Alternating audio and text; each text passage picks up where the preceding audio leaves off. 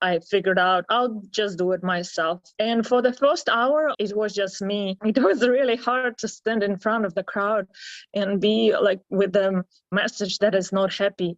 I'm sorry, I'm just getting too sensitive. Since that day, our group, Savannah Supports Ukraine, we have shipped already 4 containers, each container 900 boxes of needed supplies. It's really hard to keep going at the same speed. Well, someone already donated, someone invested time. In the scope of Ukraine, it's probably going to save Ukraine for 35 seconds. But if like many communities would do something like this, then we will be able to help the whole Ukraine. Разом до перемоги. Hello, ladies and gentlemen. Hello, and thank you so much for joining us today. You're welcome. I'm very happy and honored to be here. And I'm happy to see you safe, warm, and looking so good. Слава Україні. Героям слава. Milena, can I ask you to say a couple of words about yourself? I arrived in the United States 6 years ago as an intern for Historic Savannah Foundation.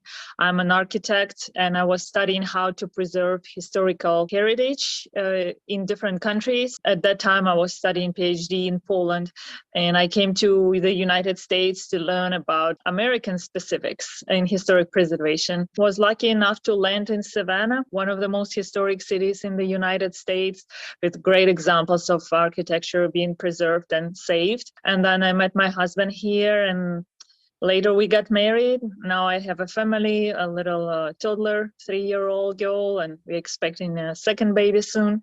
And now Savannah is my home. I know that you have a non-profit that helps Ukraine. Could you please tell us the story how you started? Well, it was just the 3rd day of war, and everyone is busy with their chores, and days pass after days. You have a work, family, kids, and just one day I woke up and my phone was blinking from so many messages from all my friends around the world asking how I'm doing, and I felt like I'm doing well, but something must happen behind. And I opened a message from my parents, and they live in Dnipro city. They're still there, and they just told me, oh my gosh, I don't remember, I don't know what's going on, but our airport was just bombed recently, and we don't know what will happen, but we love you.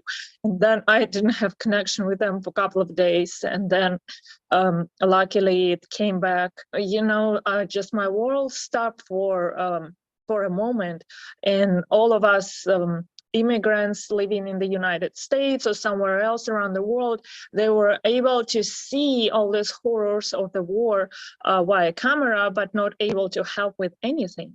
And this is really terrible, because you feel so hopeless, and your loved ones and family and colleagues are all over there, and you need to help. I'm sorry, I'm just getting too sensitive. Luckily, later we got a connection back, and we discussed what we can do. And then me and my sister, she lives in Europe, in Amsterdam, and I was here. We decided that we'll just go to the city hall to say stop the war and see maybe more people will join us. And at that moment, Savannah community, Russian Ukrainian speaking community is relatively small. So I posted on Facebook, social media, as always, reach out to the people the fastest way, and I asked who would like to join. And only a couple of people wanted to join me. And then the group said we are not going to talk about the war. The administrative of the group, it was a Russian speaking group. And at that time, I just left the group, and I figured out I'll just do it myself. Protest of one person is also a protest. And for the first hour of the rally, it was just me with a big banner saying, pray for Ukraine. It was really hard to stand in front of the crowd and be like with the message that is not happy. People took it differently, but for the most part, they were very supportive. They stopped by, they hugged me. They said, we're praying for Ukraine. The cars passing by would, beep.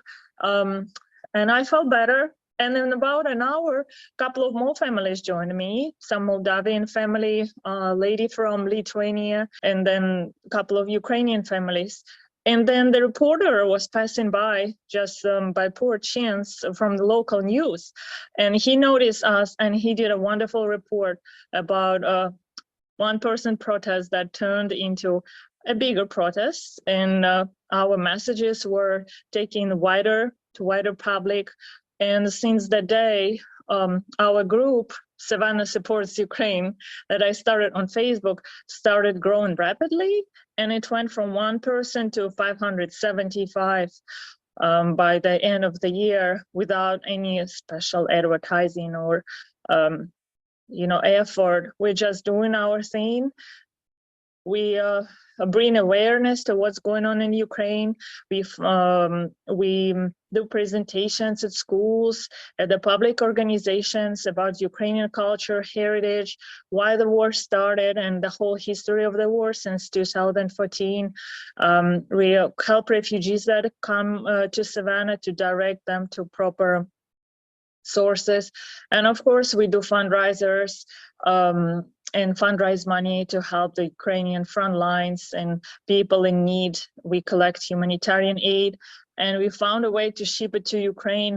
And so far, we have shipped already 4 containers, 40 feet long. So each container, it's 30,000 pounds, 900 boxes of needed supplies. And they all came safe, arrived safe, and were taken to the people in need there.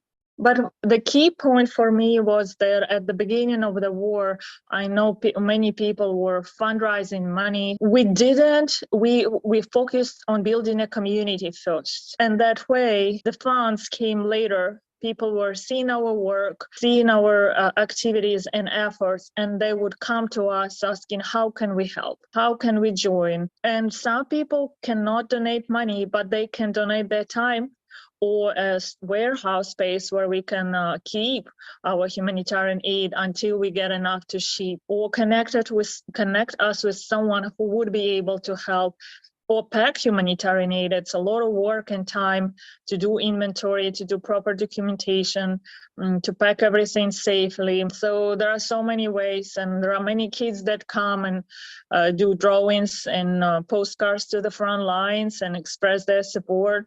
And this is also an important part to bring awareness, to keep Ukraine in the prayers, to think about it, do not forget, because over time, this topic becomes less interesting for generic public.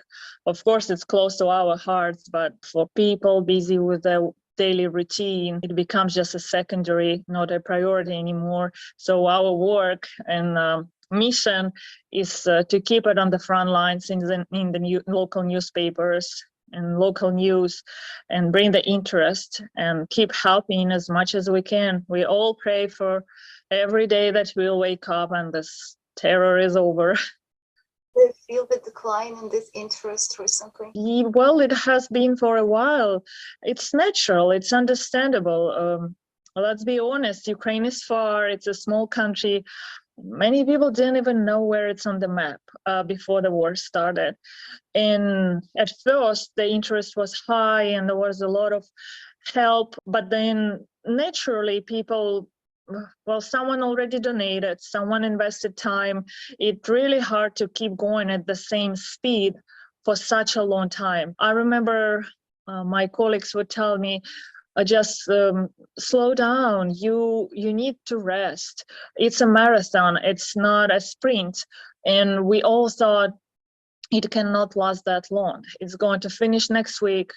We just need to put our thoughts together and keep going. And every time when I closed my eyes and I would envision my friends and colleagues, classmates somewhere in the trenches in Ukraine risking their life every single second, I just couldn't slow down, couldn't get a rest. And you still think every single day, what have I done to help? Like, have I done my little part in something? Depends on everyone's possibilities, of course.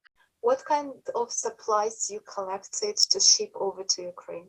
So we stay connected with the volunteers in Ukraine to see what's really needed at that specific moment and that season, to ship only the high priority items.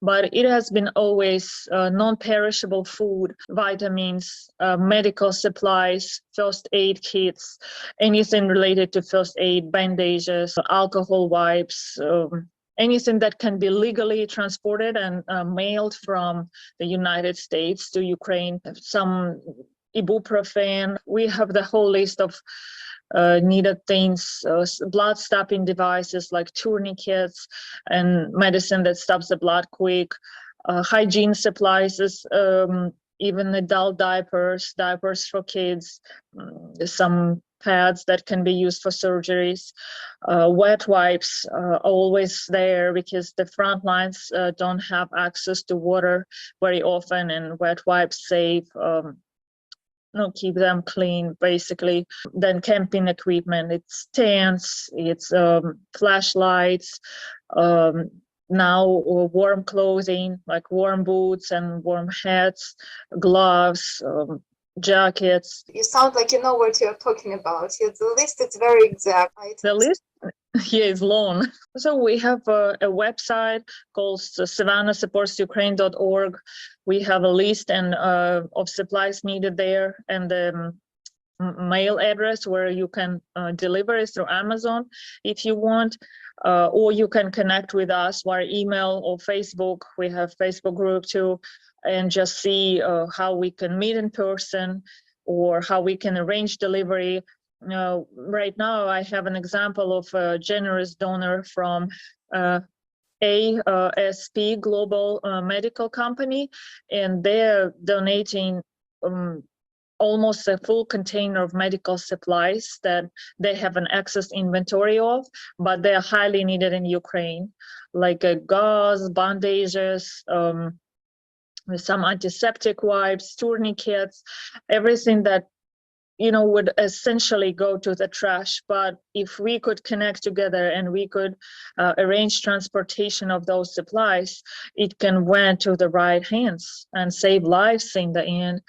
And it's very rewarding to know about it, that we can just cooperate that way. And I find out each situation is different. Some ask us to come and present what we are doing, even at schools. And schools do a little humanitarian aid drive for us, and students bring food, and even sometimes they make their own like warm hats. They need them, gloves, and they bring those to us to take it to the soldiers. With which volunteers do you cooperate in Ukraine, and where exactly are these items delivered? We were cooperating with the nonprofit called Art Save Life. I believe they used to base in Bucha, and then they moved to Kiev. These first 2 containers were sent to them. And then the following containers I was sending to the volunteer center in Yaremcha. Recently, they moved to Dnipro city. It's the city where I'm from and my parents remain. The closest big humanitarian aid hub to the front lines. So it's very convenient to deliver the aid there. And then from there, it will be delivered to the local locations, mobile hospitals at the front. And we were communicating and cooperating with them. Everything safely arrived to where it's supposed to be. We got pictures, videos, reports of every single box that we ship to them through, and we are shipping our aid through Lithuania.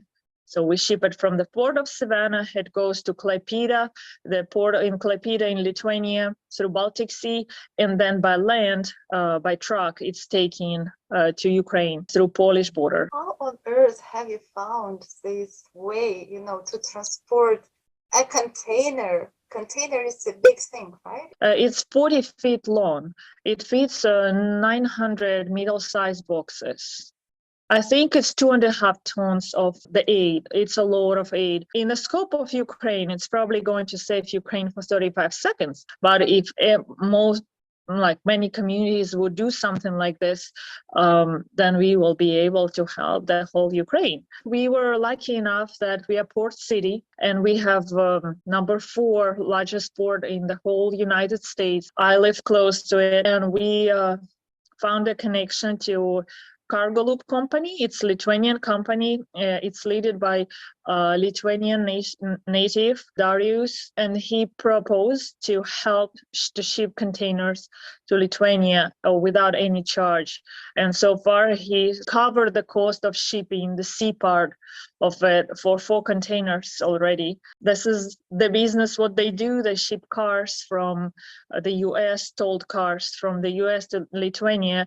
Well, now among the normal shipment, we send humanitarian aid. And then when it arrives in Klaipėda, we find people, Ukrainians for the most part, that work in Lithuania and would love to cooperate and help us to deliver by land the aid. And we have to pay because the fuel cost is high and the trip is long. But it makes it from Lithuania to any point in Ukraine, well, safe point, in about 2 or 3 days. And it takes about 6 weeks to get it from the United States to Lithuania, which seems like a long time, but in a perspective of the whole year, it has been already 5 containers. It makes it there. Eventually, time flies. And it's the cheapest way to send a big amount. And we cooperate with the Atlanta for Ukraine nonprofit organization that also started with our Ukrainian natives in Atlanta, and they collect the aid in Atlanta, and then they by land they ship it to us in Savannah, and we are helping them to load the container, physically reload, to take it from the truck and put it into the container, repack if anything is broken, and send it off. That way it's cooperation between communities. Works very well. I found you through another nonprofit, and they helped my family, me, a lot when we were leaving Ukraine and we became refugees. At first, we stayed in Poland, and they gave us a shelter in Poland. Yes, Inga. She is amazing. She is Polish native. We met just by poor chance because we were sending container and we packed it and some space left. So the owner of the company told me, Uliana, you have 2 days. Do whatever you want, but you need to fill out this container to the end. We want to make it full, to make it worth the price of shipping. So I just posted on Facebook, anything you can bring from the list, we truly need it. And Inga messaged me back. She started Hilton Head for Ukraine nonprofit. It's totally half an hour, 40 minutes from where I live. On the islands, and then we met that way, and they helped tremendously with her husband Craig. Now, like in 2 days they collected 36 boxes for us, full of supplies that we needed. It was true miracle. We are very happy that we found them, and then we are able to help each other and cooperate in any way possible, because that's how it started and how it works. Only trust and cooperation and communication. Разом до перемоги.